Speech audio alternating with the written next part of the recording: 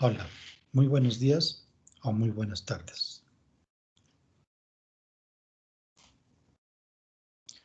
Vamos a dar inicio a esta conferencia.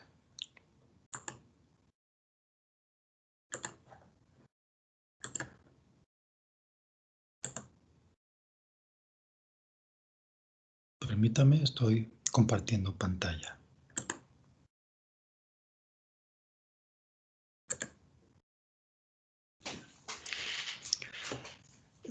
La conferencia lleva por título Nueva tecnología para la detección de osteoporosis. Esta conferencia está dentro del marco del quinto Congreso Internacional Interdisciplinario de Energías Renovables, Mantenimiento Industrial, Mecatrónica e Informática 2020. Agradezco al comité organizador haberme invitado para poder desarrollar esta conferencia. La frase del día es: no hay oscuridad, solo ignorancia. En otras palabras, el conocimiento es la luz. Pero cuando hay oscuridad, pero la oscuridad no existe. Lo que existe es la ignorancia, porque no podemos ver más allá. Esta frase es célebre, es del escritor inglés William Shakespeare. ¿Por qué el motivo de esta conferencia? Por lo siguiente. Un día, mi mamá, que ya tiene sus años, llegó llorando y me dijo: me voy a morir, tengo osteoporosis. Bueno, mi nombre es Eduardo Morales Sánchez, soy licenciado en Electrónica y Comunicaciones, estudié en la Benemérita Universidad Autónoma de Puebla.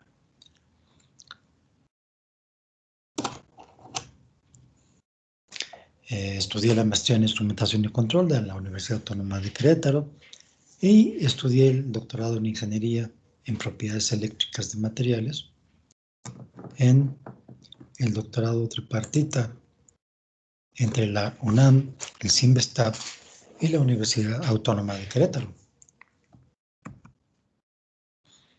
¿A qué me dedico? Pues me dedico a inventar cosas. En otras palabras, desarrollo tecnología. Esa tecnología que desarrollo lo hago en 3 áreas principales: en procesos industriales, en bioelectrónica y en robots humanoides. En procesos industriales yo me dedico a generar tecnología para alimentos, para procesar productos. En la fotografía vemos que lo que yo llevo a este desarrollo, que son extrusores para alimentos, entre otras cosas. En el área de bioelectrónica, desarrollo dispositivos para aplicaciones bioelectrónicas, como en este caso, para medir osteoporosis. También trabajo con electroencefalografía, electromiografía, electrocardiograma, todo aquello que se pueda medir, todas aquellas señales biológicas que podemos medir. Y en robots humanoides, trabajo con robots humanoides y también con las piezas de los robots humanoides, como podrían ser brazos, como son piernas, como son manos, y en sí todo el robot humanoide. La presente plática, como por el nombre que tiene, está centrada en un trabajo que realicé en el área de la bioelectrónica. Laboro en el Instituto Politécnico Nacional, específicamente en el Centro de Investigación en Ciencia Aplicada y Tecnología Avanzada, cuyas siglas son CICATA, perteneciente al Instituto Politécnico Nacional y trabajo en el campus Unidad Querétaro. En la fotografía vemos el centro, es un centro de investigación chico, donde en ese centro tenemos el posgrado. Tenemos un posgrado a nivel maestría y doctorado. No tenemos licenciatura. En ese posgrado, el tema principal es cómo desarrollar tecnología tecnología avanzada. Nuestro posgrado pertenece al PNPC, al CONACYT, y por lo tanto todos nuestros estudiantes pueden aspirar a una beca.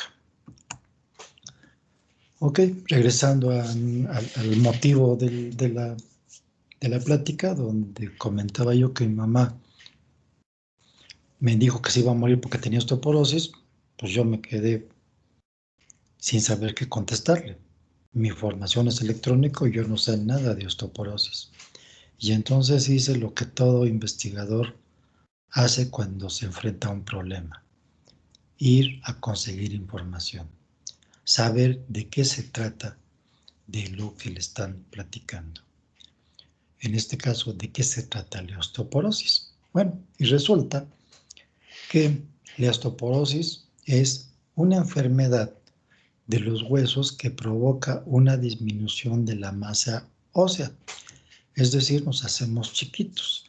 El grosor de los huesos disminuye y es debido a un deterioro del tejido óseo, y ese deterioro nos va a aumentar el riesgo de fracturas.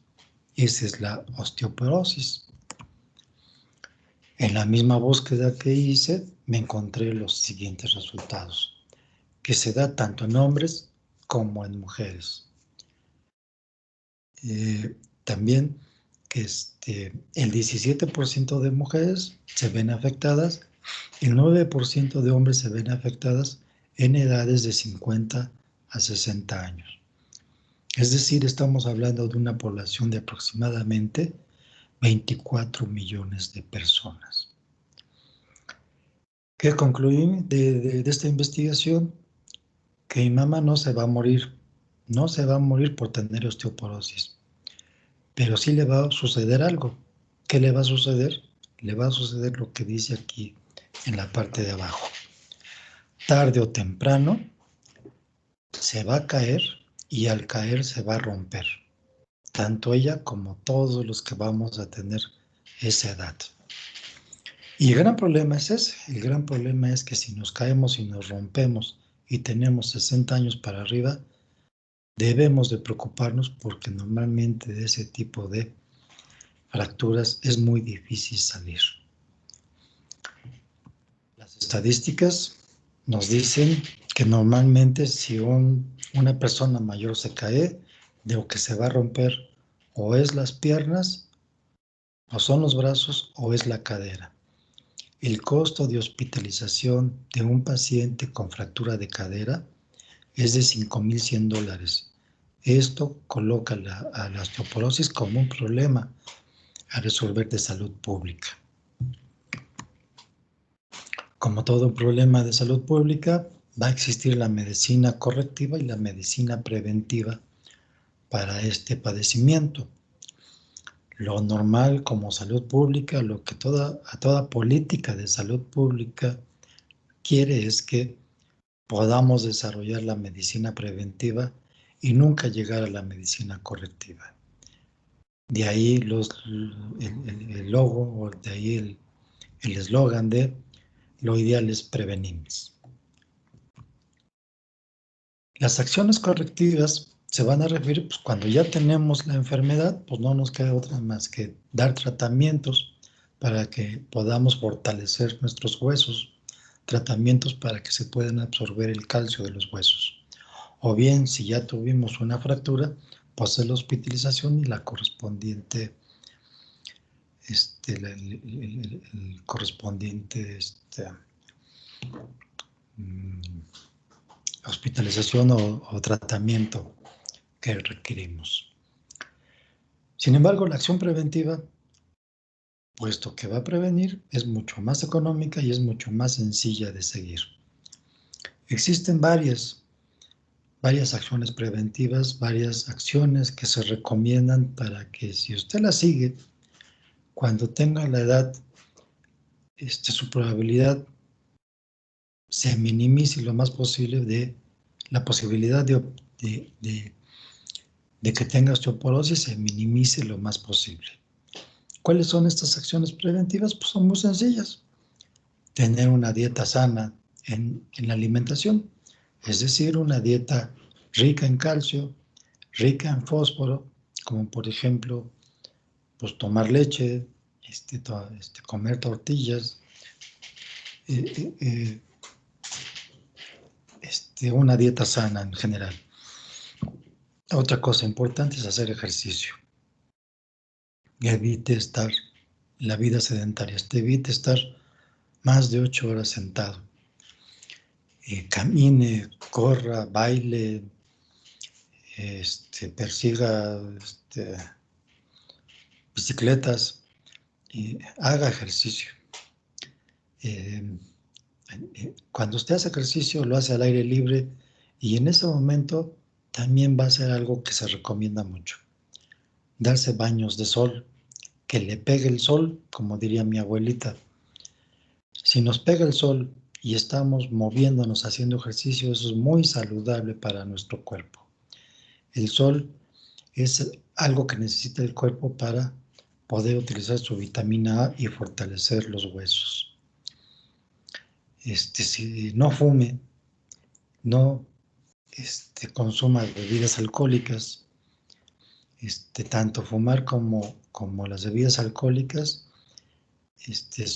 bueno, se ha comprobado que las personas que fuman y que beben, sí tienen problemas de osteopenia y osteoporosis.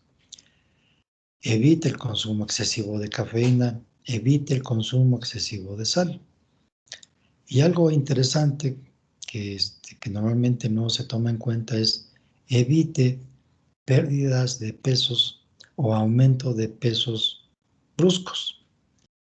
Esto quiere decir que si se va a poner una dieta, no lo haga en forma brusca, no pierda el peso bruscamente porque eso es lo peor que le puede suceder a su sistema óseo. Lo mismo sucede al revés. Si usted de repente aumenta de peso en forma muy brusca, eso también lo resiente mucho su sistema óseo. Entonces, como política pública, lo importante es prevenir. Para prevenir es importante diagnosticar y diagnosticar en forma temprana es mucho mejor. ¿Cómo diagnosticamos? ¿Cómo diagnosticamos en forma temprana? Pues se hace a través de medir la osteoporosis, medir la osteopenia. El problema entonces, y el problema se resuelve a cómo medimos la densidad del hueso, cómo sabemos si el hueso tiene la densidad de una persona normal, la densidad que debe ser o estamos perdiendo densidad. Para ello sí existen 3 técnicas principalmente para medir este tipo de, para medir la densidad del hueso. Una técnica es la radiografía de rayos X. Todos nos hemos tomado una radiografía de rayos X y lo que vemos es podemos observar a través de rayos X la densidad que tiene el hueso. Normalmente esta técnica de rayos X es la técnica que más, que más se usa para determinar osteoporosis, pero existen otras como es la de ultrasonido. En ultrasonido se va a referir a que es un aparato que va a medir la velocidad del sonido dentro de la piel, del músculo y del hueso, y a través de ello entonces nos va a arrojar la densidad de esos 3 materiales, músculo, hueso y la piel. También eso es muy utilizado. Y la tercera técnica es a través de marcadores químico-biológicos que se dan cuando nosotros vamos a un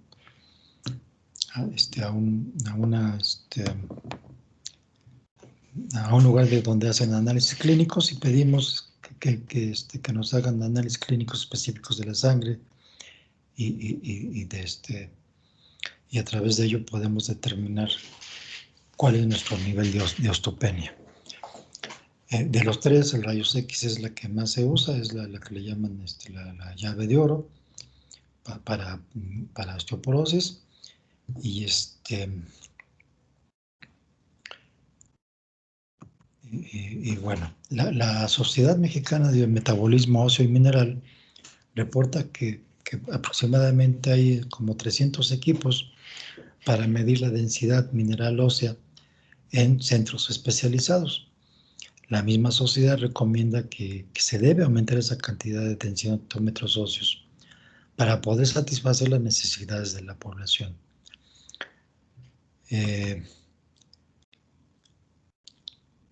Y entonces, a partir de ello, nosotros nos preguntamos, ¿existía alguna otra forma de poder medir la densidad ósea? Pues no, en nuestra búsqueda encontramos que sí existe otra forma de medir la densidad ósea. Y es nuestra propuesta. Nuestra propuesta es medir esa osteoporosis, esa osteopenia, por medio de la conductividad eléctrica. Bueno, si yo estudié un doctorado en propiedades eléctricas, pues algo se me va a ocurrir al respecto. Pues medir osteoporosis por conductividad eléctrica. ¿Qué ventajas se tiene si hacemos esto? Pues una ventaja es que medir la conductividad eléctrica por impedancia, pues es una técnica no radiativa. También es una técnica que es relativamente económica. Y algo importante es que con esta técnica podemos hacer dispositivos pequeños y portátiles. Pequeños para medir la osteopenia en sus etapas tempranas. ¿Qué quiere decir esto? Que no vamos a competir contra rayos X. No se trata de competir contra rayos X, se trata de desarrollar un dispositivo que ayude a la medicina preventiva. Un dispositivo que nos permita medir en forma temprana la osteopenia, que sea económico, que sea portátil y que sea chico. De eso se trata este proyecto. De eso se trata nuestra propuesta de medir osteoporosis por conductividad eléctrica. Bueno, ¿qué es la conductividad eléctrica? Bueno, por definición, la conductividad eléctrica es propiedad de la materia que cuando se aplica un voltaje permite que circule una corriente eléctrica a través de ese material. Para poder entender es muy fácil. Agarren ustedes sus dos dedos, bueno, agarren dos dedos, uno de cada mano, metan esos dedos en un contacto eléctrico, lo que va a suceder es que se van a electrocutar. Lo que va a suceder es que cuando ponen sus dedos en los contactos, existe un voltaje eléctrico y ese voltaje eléctrico ocasiona que circule corriente eléctrica por el cuerpo de cada quien. La cantidad de corriente eléctrica que circule es función de la conductividad eléctrica. Es función de cuánta conductividad tiene cada uno de nosotros para conducir corriente internamente. Cada ser humano tiene un valor de conductividad diferente. Entonces, nuestra propuesta, realmente la hipótesis de nuestra propuesta es, si yo tengo un hueso sano y tengo un hueso con osteoporosis, entonces tengo una densidad ósea diferente a la otra. En el hueso sano la densidad es mucho mayor que en el hueso con osteoporosis. Y si la densidad ósea es diferente, entonces también la conductividad eléctrica debe ser diferente. La conductividad eléctrica del hueso sano debe ser diferente a la conductividad eléctrica del hueso con osteoporosis. Debe estar correlacionado. Ok, perfecto. Y ahora, pues, ¿cómo medimos la conductividad? La conductividad se mide de forma muy fácil. Se mide a través de la impedancia eléctrica. Y la impedancia eléctrica nada más se define como el valor que me da, el valor que resulta cuando yo aplico un voltaje y mido la corriente que se genera o que circula por el material donde puse el voltaje. Eso quiere decir que si yo aplico un voltaje y mido la corriente, con eso determino la impedancia a través de la división voltaje entre corriente. Cuando ese voltaje está en función de la frecuencia, como es el caso normalmente, entonces no es un número esa división, es un vector. ¿Qué es eso de un vector? Pues va a ser una amplitud que tiene asociado un ángulo.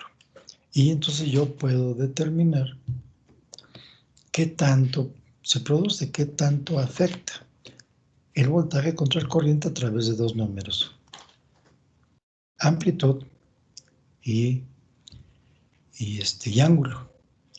Ese ángulo corresponde a qué tanto se parece el voltaje y la corriente, qué tanto se desfasó el voltaje con respecto a la corriente. Eh, eh, todos los materiales pues van a tener entonces una impedancia diferente, porque todos los materiales conducen a la corriente en forma diferente a través del mismo material. Existen varios métodos para medir la impedancia. Esos métodos, por ejemplo, está el método de dos puntas, que es como cuando agarramos un multímetro. El problema de este método es que si nosotros medimos en dos puntas, tenemos el efecto de los electrodos, el efecto de la frontera, de la interfase. En dos puntas medimos tanto la impedancia de contacto como la impedancia del material. En ocasiones la impedancia del contacto es mucho mayor que el material y por lo tanto no medimos adecuadamente. Por lo tanto, se usa muy poco este método. Es muy sencillo, pero no se usa tanto. Otro método que se utiliza es el método de tres puntas, donde lo que se refiere es que utilizo una punta de referencia y mido mi voltaje y aplico mi corriente. Nos da un valor mayor, un valor de impedancia más correcto, pero seguimos teniendo también algún problema mínimo, pero un problema correspondiente al contacto en la interfase. ¿Qué método me permite evitar totalmente el contacto? Pues es el método de cuatro puntas. El método de cuatro puntas consiste en que pongo cuatro contactos. En los contactos de los lados aplico la corriente y en los contactos del medio mido el voltaje. Hacerlo de esta forma evita que tengamos el efecto en los electrodos. Se evita el problema de los electrodos. Por eso es muy utilizada la técnica de cuatro puntas y es la técnica que nosotros vamos a utilizar. ¿De cómo? Pues de esta forma. En la figura se muestra cómo, por ejemplo, en el brazo podemos aplicar corriente. Al aplicar corriente en los extremos podemos medir potencial en la parte del medio. Aquí lo estoy poniendo de forma muy grande, realmente todo esto se hace en espacios reducidos. Cuando medimos la impedancia, podemos hacer varias cosas con esa medición. Existe toda una teoría, existe toda una disciplina de impedancia, donde todas las mediciones que se realizan se pueden asociar a circuitos eléctricos, y esos circuitos eléctricos pues están relacionados con los elementos que tenemos en la piel, con la misma piel, con los músculos, etc. Podemos medir impedancia o medimos impedancia y podemos utilizar todas las herramientas que tenemos a la disposición. Pero lo que va a significar es que como mida la impedancia, siempre voy a tener, cuando mide impedancia voy a tener un efecto de la piel y un efecto de lo que tenemos internamente, que sería músculos, hueso pero principalmente músculos y hueso. ¿Ok? Perdón. Ok, entonces, pues la impedancia no la estamos inventando, la impedancia ya existe desde hace mucho tiempo y dependiendo de la aplicación las técnicas van a tener diferente nombre. Por ejemplo, si nosotros medimos impedancia en materiales inorgánicos, y buscamos su respuesta en frecuencia, entonces utilizamos pues estos famosos circuitos eléctricos equivalentes para modelar la impedancia, y entonces decimos que estamos utilizando la técnica de espectroscopía de impedancia. Pero si nosotros utilizamos la impedancia para medir músculos, para medir la grasa y el músculo, la relación grasa-músculo, y también vemos su respuesta en frecuencia y aplicamos los modelos de circuitos equivalentes, entonces a esta técnica, a esta metodología le llamamos bioimpedancia. Pero hay otra forma de utilizar la impedancia. Cuando yo mido impedancia y a través de esa impedancia yo puedo graficar lo que hay dentro de donde estoy midiendo impedancia, eso le voy a llamar tomografía de impedancia. Es una técnica novedosa, es una técnica no tan sencilla, no tan conocida, pero pues que da muy buenos resultados.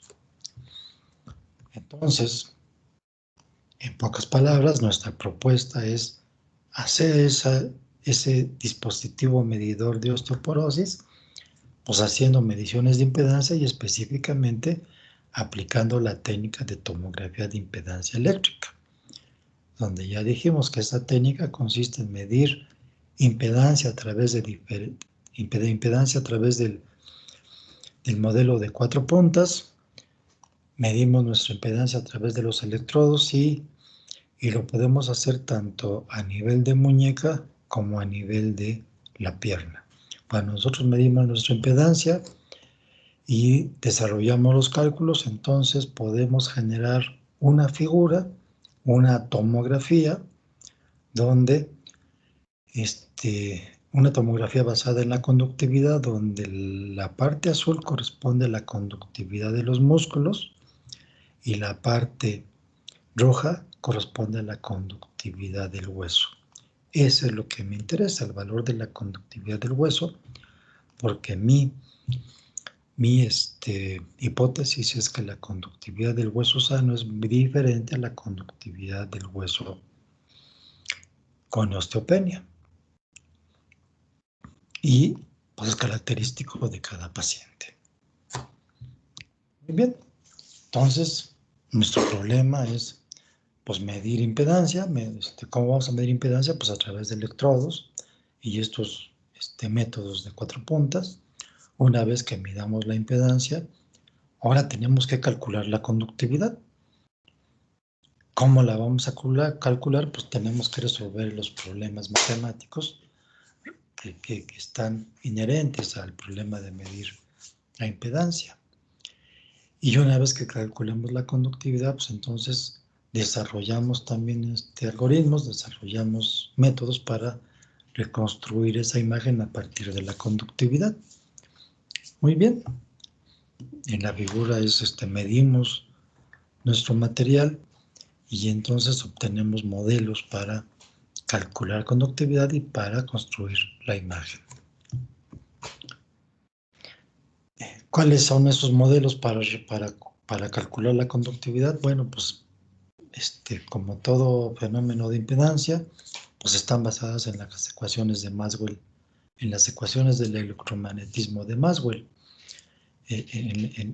Las ecuaciones de Maxwell son estas ecuaciones, principalmente hay un poco más, pero estas son las 4 más representativas. Y cuando estas ecuaciones nosotros aplicamos, decimos que B y E las transformamos en una onda con una cierta frecuencia, entonces la solución, cuando aplicamos ondas, corresponden a estas 2 soluciones. O sea, estas 4 ecuaciones, cuando aplicamos una onda, una señal senoidal con frecuencia específica, entonces se nos transforma en 2 tipos de ecuaciones. Una ecuación correspondiente al campo magnético y una ecuación correspondiente al efecto eléctrico.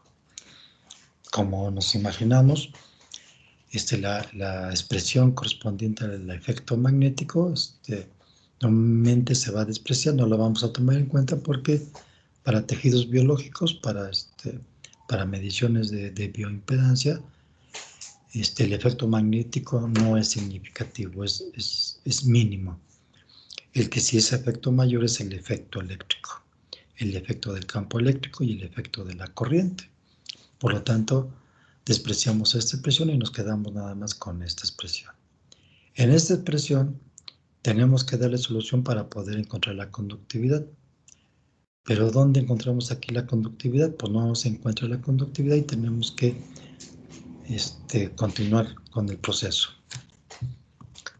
Entonces nos quedamos con la expresión que solamente tiene el campo eléctrico y a esta que se le llama densidad de corriente, aquí es donde la sustituimos por la densidad de corriente es igual a la conductividad con el campo eléctrico. Entonces sustituimos la expresión y obtenemos entonces una expresión que ahora sí aparece la conductividad.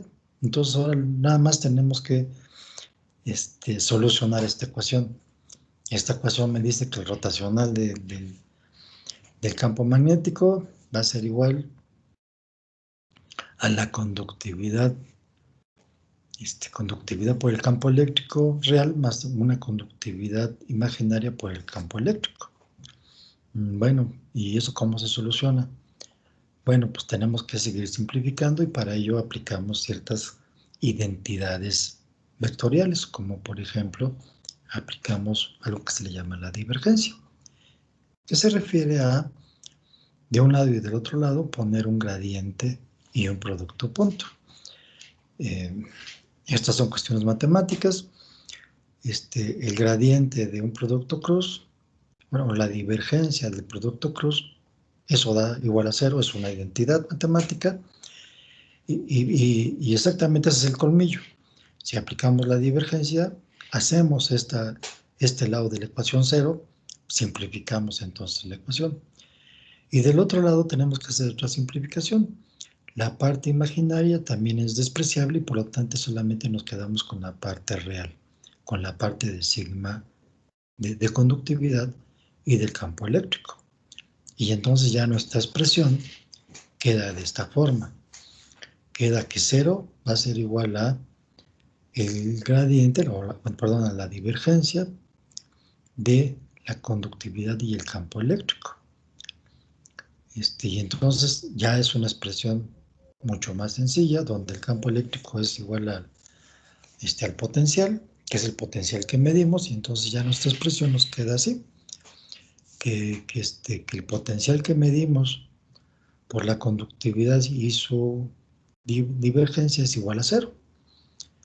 Bueno, esta expresión, aunque ya la disminuimos, ya está más chiquita, pero no es tan sencilla de darle solución. ¿Por qué? Pues porque bueno, a esa solución le decimos que es la ecuación gobernante de la tomografía de impedancia eléctrica y resulta que es una ecuación diferencial parcial de segundo orden elíptica en función del potencial. No se soluciona tan fácilmente. Para solucionarla se requiere un poquito de matemáticas, aplicar condiciones de frontera iniciales, pero bueno, sí es posible hacerlo. Las condiciones de frontera que se toman en cuenta son las siguientes. Para solucionar a la ecuación gobernante, aquí está la ecuación gobernante. Me dice, esta expresión, lo que quiere decir es que si yo inyecto corriente, esa corriente va a circular por toda el área de mi electrodo. Está bien, pues sí se va a cumplir. Otra condición que se debe cumplir es que los electrodos no generen corriente. Quiere decir eso que cuando yo ponga mi electrodo en la piel, no se genere una corriente solita. Pues no se va a generar solita, no hay generadores de corriente cuando yo ponga mi electrodo. Eso va a significar que mi electrodo debe ser de un material especial. Otra condición es que voy a tener la medición del potencial. Va a significar que cuando yo ponga mi electrodo, va a existir un efecto de doble capa debido a una capacitancia. Eso es un efecto normal y lo considero en mis condiciones de medición, donde se dice BL. Y las otras dos condiciones se refieren a la conservación de la carga y a la conservación del voltaje. Si esto se cumple con estos valores, me dice que la conservación de la carga, que no se genera carga y tampoco se genera potencial.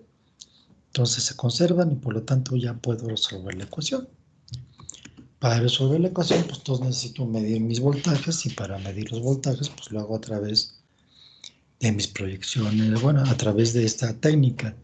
Esta técnica me dice, ok, si esta es tu pierna o esta es tu muñeca del brazo, pongo diferentes electrodos y en 2 electrodos meto una corriente, o sea,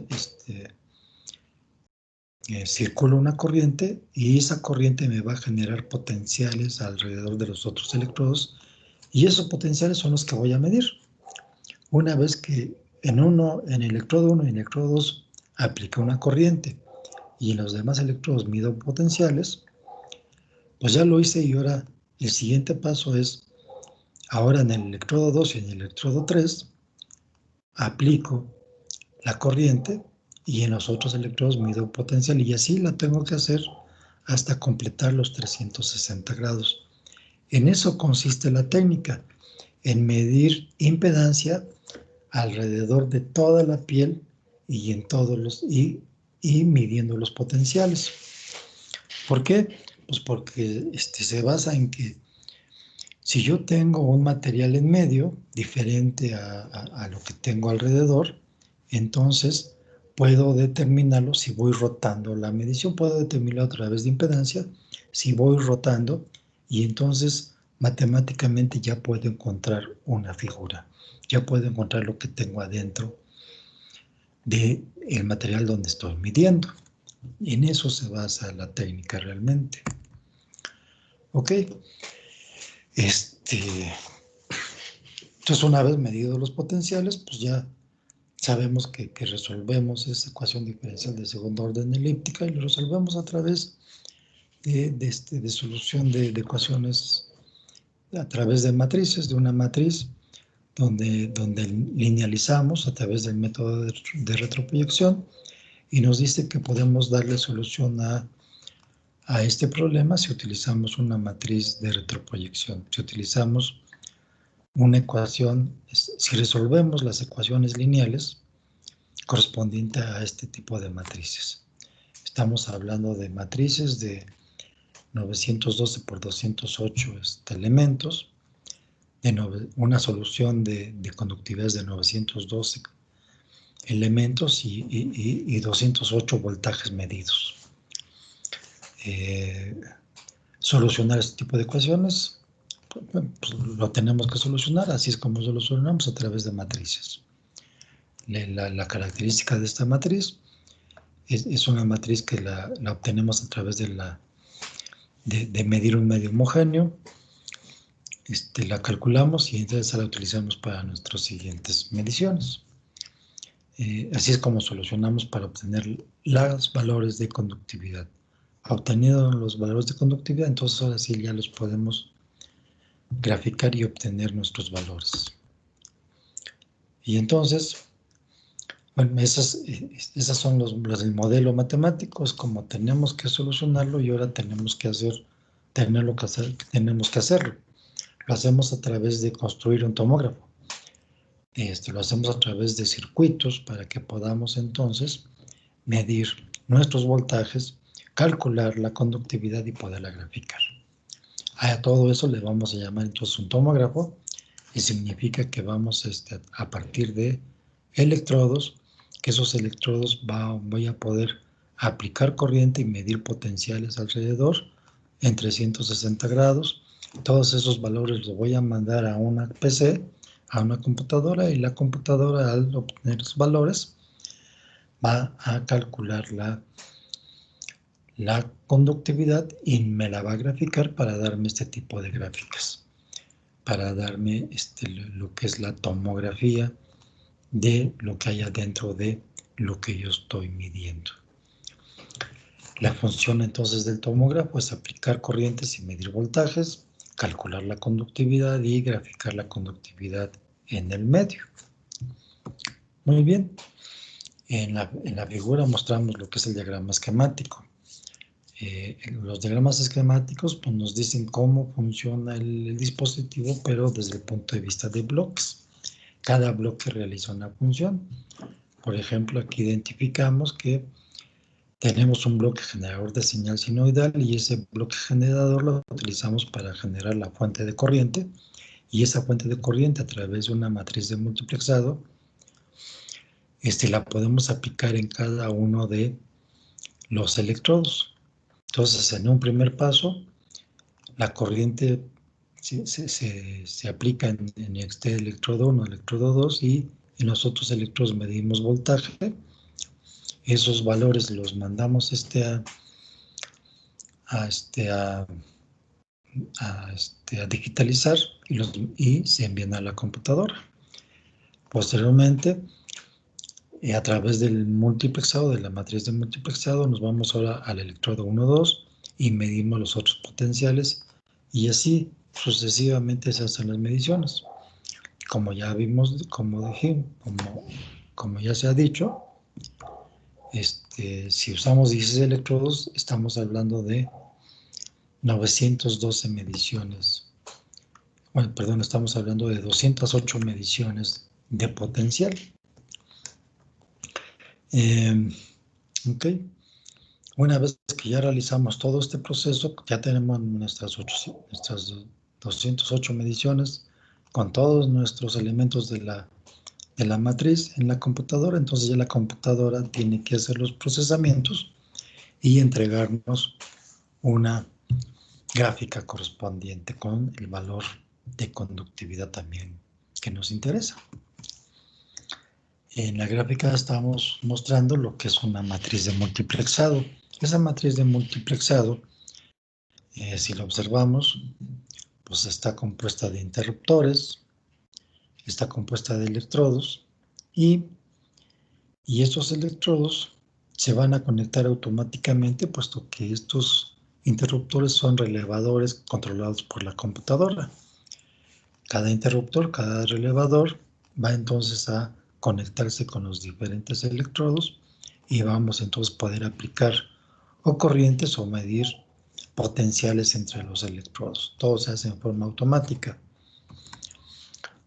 Ese es el módulo matriz de switches. También va a existir otro módulo, el módulo medidor de voltaje, donde ese módulo medidor de voltaje lo que está compuesto principalmente de amplificadores de instrumentación. Los amplificadores de instrumentación son dispositivos que se utilizan mucho en bioelectrónica y que su principal ventaja es que tiene una muy alta impedancia de entrada y una muy baja impedancia de salida.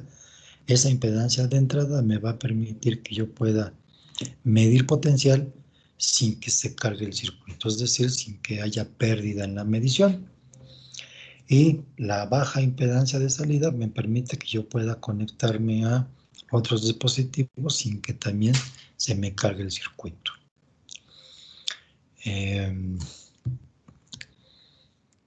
Otro módulo es el módulo generador de corriente síncrona. Este es un módulo muy importante porque debe estar sincronizado el voltaje con la corriente.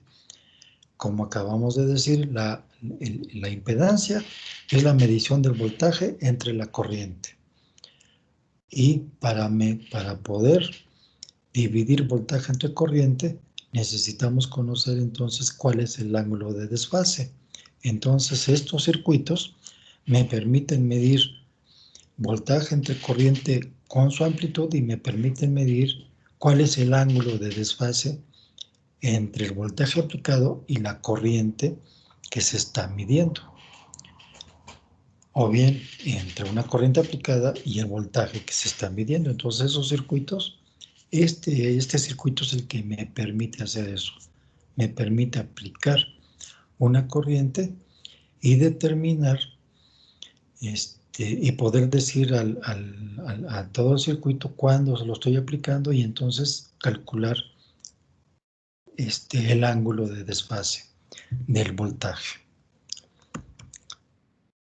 Todo eso se hace a través de circuitería. Aquí estamos mostrando diferentes circuitos que desarrollamos. Bueno, mostramos el electrodo con la banda que utilizamos para que se sostengan los electrodos. Aquí se muestra la matriz de switches. Aquí se muestra, bueno, el potencial, la fuente de voltaje utilizada.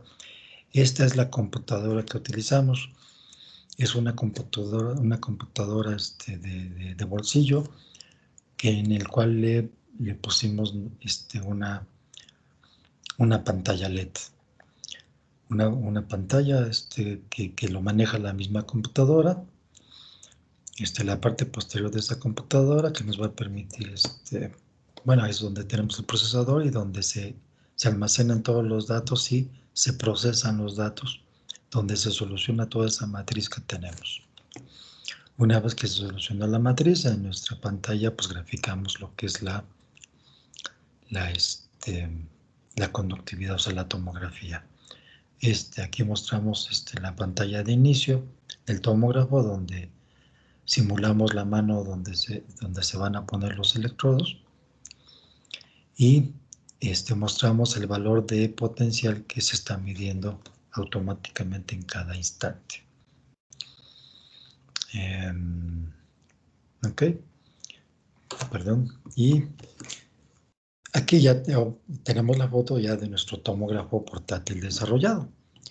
Observamos que tenemos los electrodos con la banda ahí y los correspondientes cables que nos llevan a nuestro tomógrafo.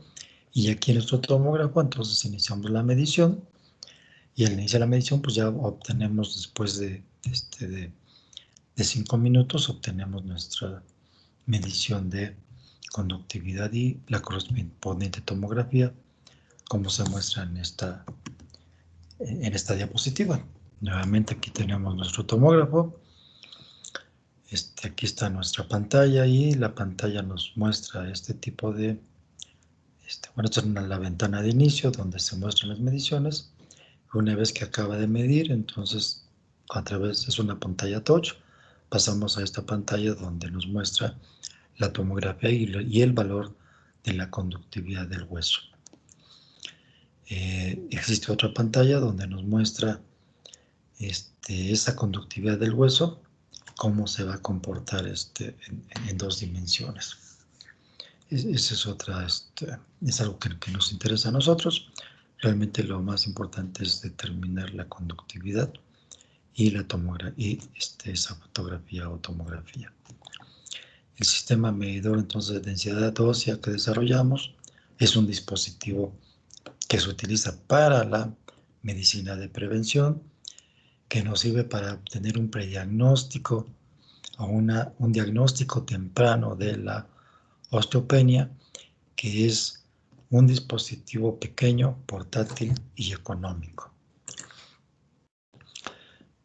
No todo se hace en un rato. Toda esta investigación se realizó en 8 años, después de 2 estudiantes de doctorado, el doctor Fernando Ireta Moreno y el doctor Miguel Ángel del Pablo Juárez. Ya los dos son doctores trabajando en instituciones de educación superior. Desarrollamos varios artículos científicos y varios congresos, y participamos en varios congresos y talleres. Este dispositivo generó también una patente ya registrada en el INPI, y 2 premios nacionales, 2 premios en eventos nacionales de tecnología en bioelectrónica. Bueno, en la foto observamos cuando obtuvimos el primer lugar en el premio nacional que patrocinó Samsung. En primer lugar, que fue tecnología a nivel posgrado. Este es el doctor San Pablo, el estudiante de doctorado que me ayudó, que fue el que realmente desarrolló todo el tomógrafo, parte de los artículos que desarrollamos. Bueno, casi llegamos al fin de nuestra plática. Vamos a hacer un resumen. ¿De qué se trata? La plática realmente se trata de decir que desarrollamos una tecnología, pero lo importante es el proceso para desarrollar la tecnología. Primer punto, si no tenemos un problema, no tenemos que solucionar. Entonces, si se dieron cuenta, el problema a solucionar fue que era la osteoporosis, que se requería en la osteoporosis. identificamos un problema. Bueno, tuvimos un problema, identificamos dentro de ese problema identificamos dónde podríamos interaccionar y fuimos a la literatura y encontramos que había varias soluciones y a través de esas soluciones, a través del problema, de la identificación del problema y la solución de las diferentes soluciones del problema, entonces pudimos encontrar una nueva propuesta innovadora o una propuesta inventora. Ciertamente a veces se puede, a veces no se puede, pero en este caso sí tuvimos una propuesta innovadora. Esa propuesta es innovadora porque esto que nos permitió tener la protección industrial correspondiente. Desarrollamos nuestro prototipo a través de un diseño conceptual e hicimos el desarrollo tecnológico. Llegamos a nuestro prototipo funcional correspondiente con las especificaciones que queremos. Ahí no se acaba el asunto. Normalmente después de tener nuestro prototipo viene la parte más difícil. ¿Cuál es la parte más difícil? Validarlo a través de COFEPRIS. Como es un dispositivo para salud, entonces debe cumplir con altos estándares de calidad y cumplir con las especificaciones de COFEPRIS no es fácil. Hay que hacer muchas pruebas biológicas, muchas pruebas clínicas, muchas validaciones. Y también se requiere hacer un emprendimiento, se requiere hacer una incubación spin-off, se requiere socios, capitalistas, socios que le inviertan a la tecnología y eso, pues estamos en ese proceso. Entonces, ya por último, nuestro mensaje es, si eres creativo, pues puedes estudiar un posgrado o bien puedes ser emprendedor y generar tus tecnologías. Pero en todo caso siempre tienes que prepararte. Lo importante es la preparación. El rumbo ya tú lo decides.